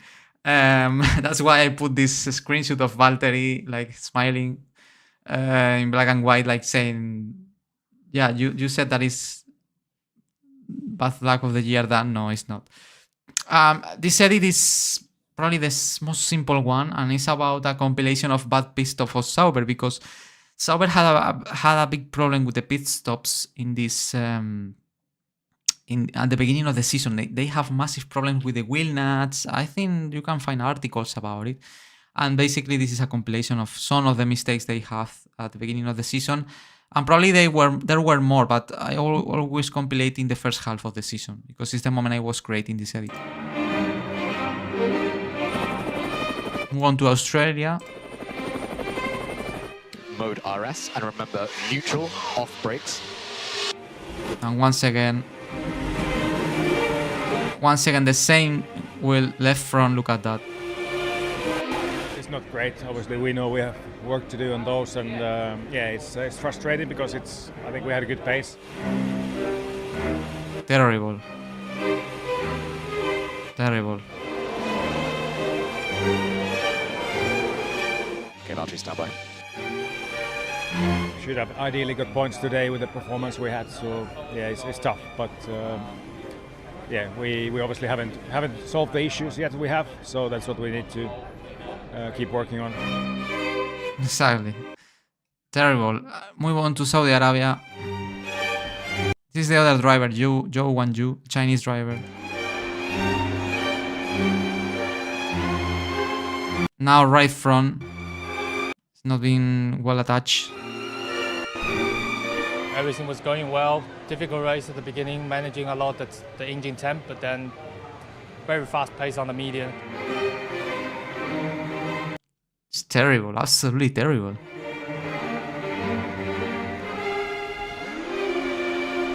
But yeah, after the pit stop, unfortunately, it's done. Frustrating, of course. It's not about 10 seconds. I don't know. It's about 30 seconds lost per race. It's a disaster. I don't know how they have this problem so long in the time. In a Formula 1 team, that's not acceptable. It happens already twice for us as a team. We need to improve, that's clear. Box. This is Canada. Round 9 now. Okay.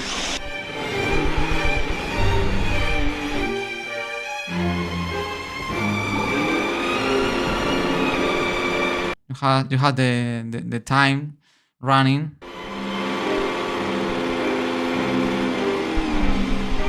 Another tough race.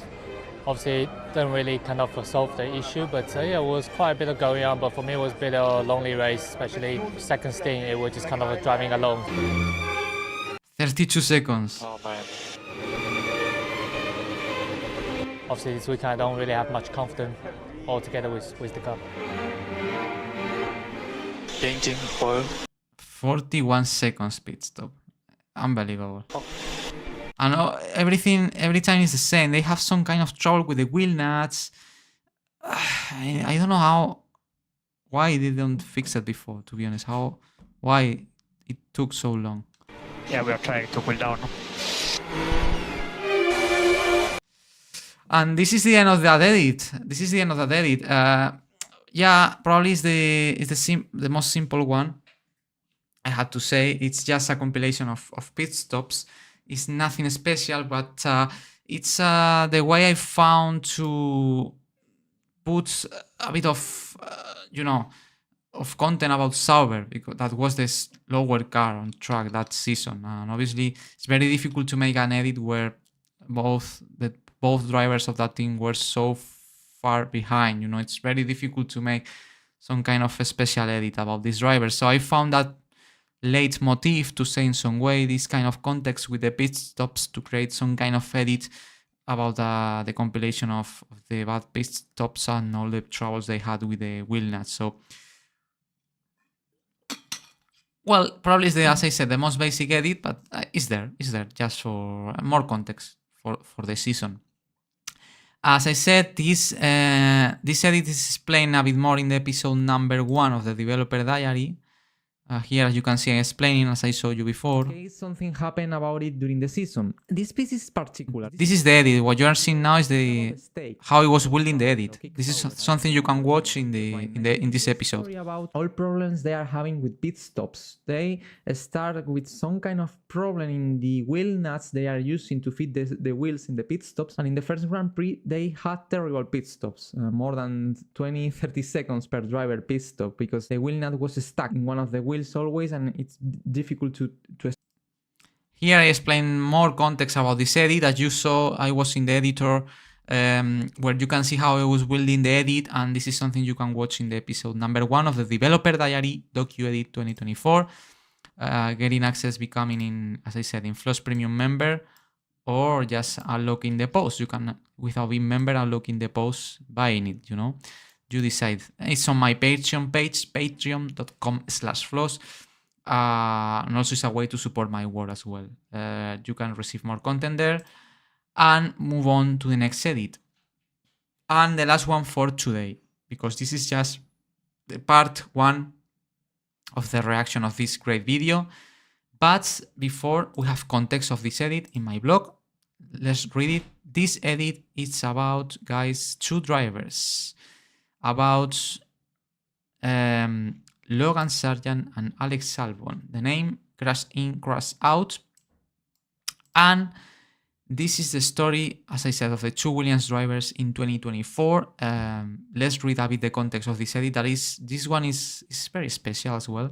Logan Sargeant started the 2024 Formula 1 season in the same way that he did last year, struggling with the car and not achieving the results Williams team principal James Wolf's desires from the American driver. By the other hand, his teammate Alexander Albon is beating Logan in every qualifying session and race of the season, as happened in 2024. The crucial moment for Logan Sargeant in 2024 came in the free practice 3 of the Dutch Grand Prix, when he suffered a big crash into the barriers at the exit of the bank corner in wet conditions. The car was completely destroyed and not ready for qualifying. The next day, the Williams mechanics did a fantastic job repairing the car and giving Logan the chance to complete his last race in Formula 1. After that race, he was fired up. That crash in Sauber was the pinnacle of a mountain of crashes and bad results for Logan in Williams. That's why the team principal James Wolfs decided to give the opportunity to the reserve driver of Williams, the Argentinian driver Franco Colapinto, of driving the rest of the season in the Williams car that was driving Logan before. This is the context of the edit. The edit starts with the crash of Logan Sargeant in the Dutch Grand Prix. That is a driver that was racing in 2023. He only achieved 1 point. And in 2024 at that moment he has 0 points. So yeah, bad season for Logan, and this crash is what forced to the team principal James Wolfs to say, Logan, it's enough, you are not performing, you were here 1 year and a half, I think it's time to say goodbye. And this is the crash.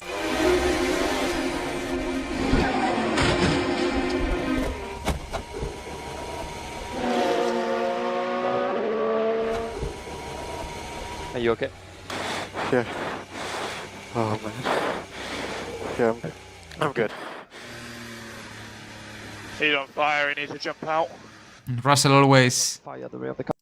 Russell always looking after the drivers, the driver safety. Oh.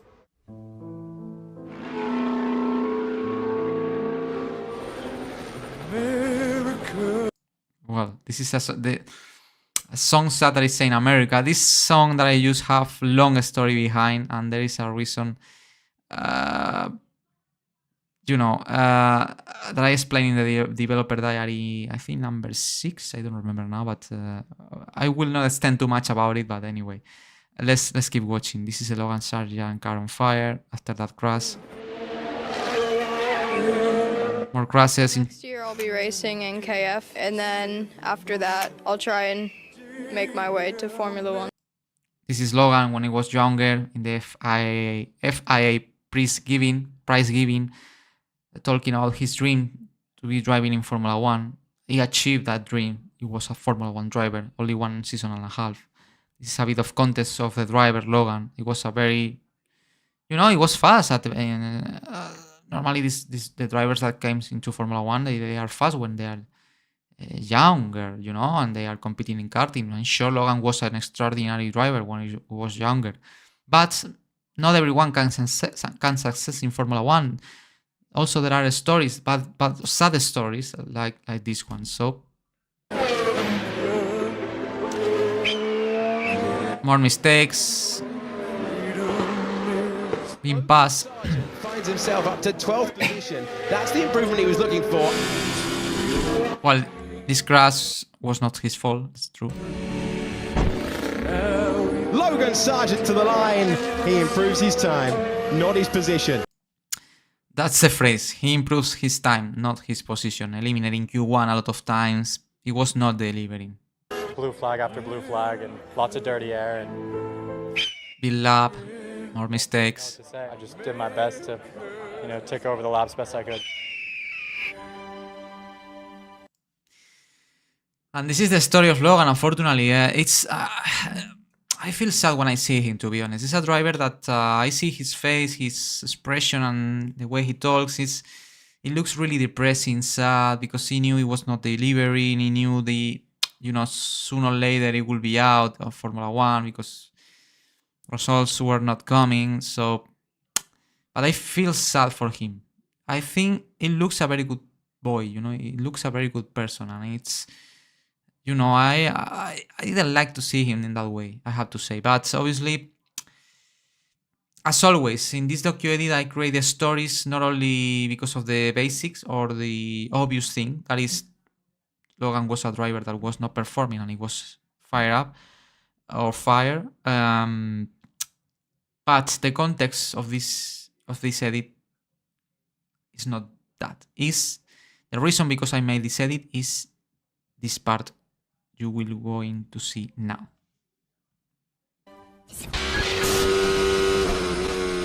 Alex Albon in Australia.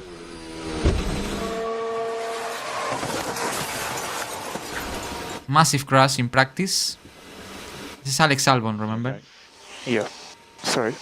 Okay, car is safe. Yeah, car is safe. Just go P0 before you hop out. And this is the thing.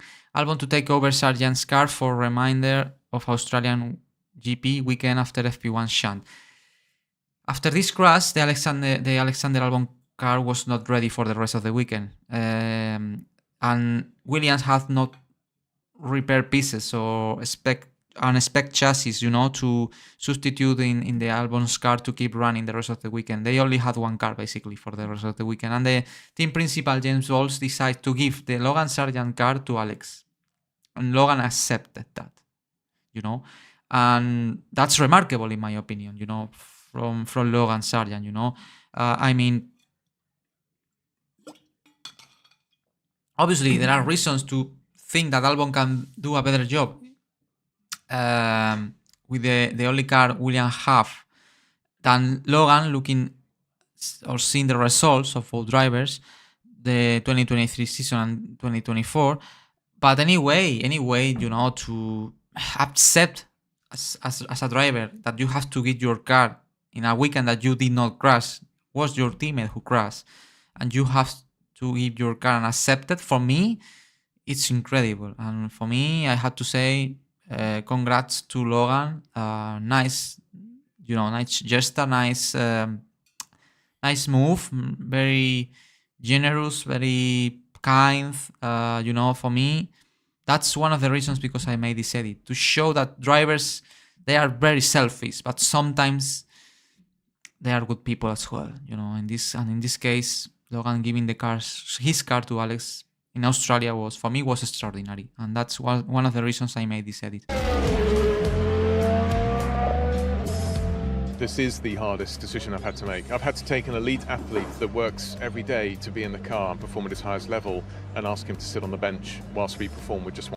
Exactly. This is James Bowles, the team principal of Williams, explaining the reasons why he decided to take over the Logan's car and giving to Alex. Car. There are 5 teams that are within a point of each other, because there has only been 1 point available for us to score. The top 5 teams are so competitive now that that's all that's left on the table. And the difference between being 6th in the championship at the end of the year and 10th, I think, will reside down to a point or 2. With one car, you have to put your money effectively in the highest probability of scoring points. Across the first 3 races, Alex has been ahead of Logan. As a result of that, the decision was based on him. Okay, I think it makes sense. For me, it's a logical decision. Anyway, it's tough to take that decision. Is hard for Logan. For me, it's convincing, and maybe I will do the same as a team principal, to be honest. You know, this is a team. The team is formed by 2 drivers. Sometimes you have to take these decisions, you know. But anyway, I'm still saying that what Logan accepted here was, you know, was remarkable. And here he's talking about the decision, Logan. I dump everything into this sport, so I always want to have the chance to perform and that opportunity, and always back myself. But on the other side, I'm very happy with the Friday I had. Put the car in a really reasonable spot, and that meant Alex was able to get in, feel comfortable, and have a decent go at it in qualifying. Still here and in supporting, and I just hope that the team has a great day today. For me, that's remarkable, how Logan accepted the decision, and not only that, he's still with the team the weekend, you know, helping to Albon maybe in whatever he can do, stay there, be informed. You know, for me, it was incredible, the attitude Logan took. Great. Look at with far more maturity than I would have done at his age. Exactly, exactly. He is closer to Alex than before, but he's not quite at the leading edge and in front of Alex, and that's what I need in this circumstance. And he'll reflect on that and understand that, but also set the challenge for himself of where he needs to be in the future. Yuki Tsunoda trying to make... And this is qualifying. Now, once Albon takes the Logan's car, let's see how he do. The top 10. Tsunoda will get there. Hamilton, he's out in the second part of qualifying, along with Albon. The result today... Albon dropped in Q2, but I think he was there. Close to being Q3. I feel like P12 is good for us. I think it's where we hope to be. But yeah, you know, given the circumstances, and it hasn't been easy for the team. Not least to Logan, of course. You know, we don't want to really go racing like this, and to try and get a result for him and for the team. Yeah, that's the goal tomorrow. And by the other side, you know, Alex Albon, knowing that he's driving a car that he should not be driving because he crashed, and he take a second chance thanks to Logan, you know, and he knows the pressure is there in his shoulder, you know, to perform, to give to not only to Williams, to Logan a good result, thanks to what he did Logan for him. You know, it's like Alex feel the pressure to perform in this Grand Prix. Let's see how he do. Formula One is underway. It's Australia, the Grand Prix that won Carlos Sainz, that we saw in the first edit. Melbourne. And this is one of the reasons that we don't see in the edit. Max Verstappen suffered this issue with the engine fire, and obviously that helps to Carlos to win. Here we are seeing the next part of the story. Max Verstappen will not continue the run. A fire at the back of the car. It's gone. Verstappen go out of the race. You know there's a point on offer. Exactly, and now that Max Verstappen is out, one of the drivers of the top 5 teams, and at that time the gap between the top 5 teams, including Aston Martin, and the rest was huge. So that means the top bottom teams, to get points, they need a miracle. They need drivers in front should be retired or something, like happened in Australia. And now the bottom 5 teams in this race, they have a chance to fight for that point, and that's where Albon has to fight to get that point for Williams and for Logan for what he did. For teams who need to take their fighting with Hülkenberg here. So dangerous. Kevin Magnussen thinking about the move. Oh, that was close by Magnussen, but they don't touch. Oh, he's thinking about it from miles back. Uy. Always Magnussen being very, very fighty. The Williams. It's going to be quick again. It's going to be very fast. I have it. Around the outside. Great pass, but obviously there Magnussen was faster. To take the place, Kevin Magnussen gets the move done. A bit disappointed. I don't think we had the pace today. At the end, Alex, I don't remember what he finished, but out of the points, but he tried. He tried really, really hard. Frustrating. I just struggled with the tyres, graining, and couldn't drive as quickly as other people without graining the tyres. Yeah. Exactly. And this is Logan, final words. I think for sure the next day, couple days was a bit of felt a bit raw for sure. Having a week off, I got to spend it sitting on a beach, but also getting some good training in, seeing things from a different perspective. And this is the end. Logan, after that Australian Grand Prix, was not able to perform. Alex did much better job and was fired in Williams after the Dutch Grand Prix. And this is the accident that cost him the seat probably. So yeah, sad, but at the end, even being sad is a beautiful story. What that Logan did, giving his car to Alex for me.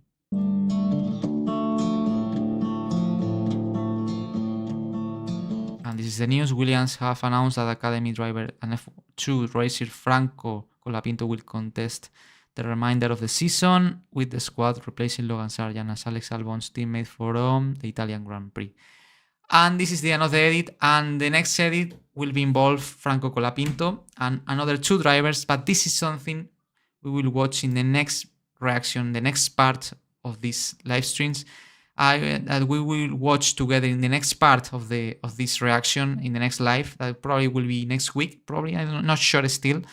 But as I said before, to end up, as always, in the developer diary Docuedit 2024. If you would like to know more details about this Logan Sargeant Albon edit, it's in the episode 5. There is more information. Where you can listen a Formula 1 car. In this video, in this part of the preview, I'm talking about how I work with the sound of the cars. Look at that. Accelerating. It's a trick that I made not only for this edit, for the rest of the edits, of the all edits I've made so far. I had to cut the sounds to find the sound that is matched with more precision with the footage I'm showing from the car I'm showing. I had to do that in every single clip of every single edit, but the result is much more spectacular. As I said, here I explaining things about how I was working with the sound for this Docuedit. That is a very interesting process. And also in this episode 5, I explain more details about that Logan Sargeant and Alex Albon edit. And in the episode 6, there is even more information about that edit. So it's super interesting, guys. These developer diary episodes are available in my Patreon page. That is patreon.com/FLoz.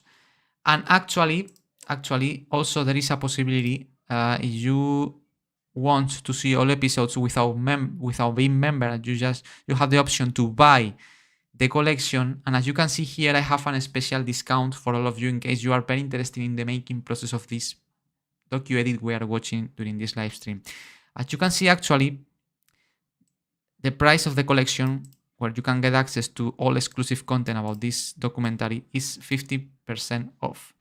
Basically, guys, this promotion you are seeing now on the screen, it's exclusive for all of you guys, in case you would like to get the collection of the Docuedit, where I explain a lot of things. And the normal price is $29.99, the full collection of the Docuedit. But now, until October 31, it's at the half price. It's $14.99. It's an exclusive offer, an exclusive discount for all of you, but only until the end of this month. So if you are a big fan of my work, if you really like my documentaries, if you are really enjoying this documentary, as you would like to get access to all episodes, getting the full collection forever, if you get the collection is forever, you don't need to be member of my Patreon page. There is a possibility to create a free account and to buy the collection, as you can see here in this button. You can buy the collection. From now until the last day of this month of October, this is in euros because I'm in Europe actually, but in dollars is what you saw before. It's 50% off only, guys, until October 31. So if you're, as I said, if you really like the making process of this incredible documentary, you would like to learn more, full collection, 50% off until October 31. This is for big fans of this project and my videos. You will have the link to my Patreon page and to the collection also in the comments below of this video. Also, I will place a card here to my Patreon page in case you would like to get access now. And as I said, this is that was the reaction to the first part of this Docuedit 2024 season. Guys, this fantastic video we are watching right now. And in the next live, we will react to the second part. Okay, the video is 1 hour and 30 minutes, something like that. We have react to the first 30 minutes, but there are much more edits and the best ones are still yet to come. Here I will place the second part of the reaction to this documentary. And obviously don't forget to subscribe here before. Guys, this is the end for the moment. Thank you so much. I hope you really enjoyed and see you in the next live reacting to the next part of the Docuedit 2024 season. Thanks for staying here. See you soon. Bye bye.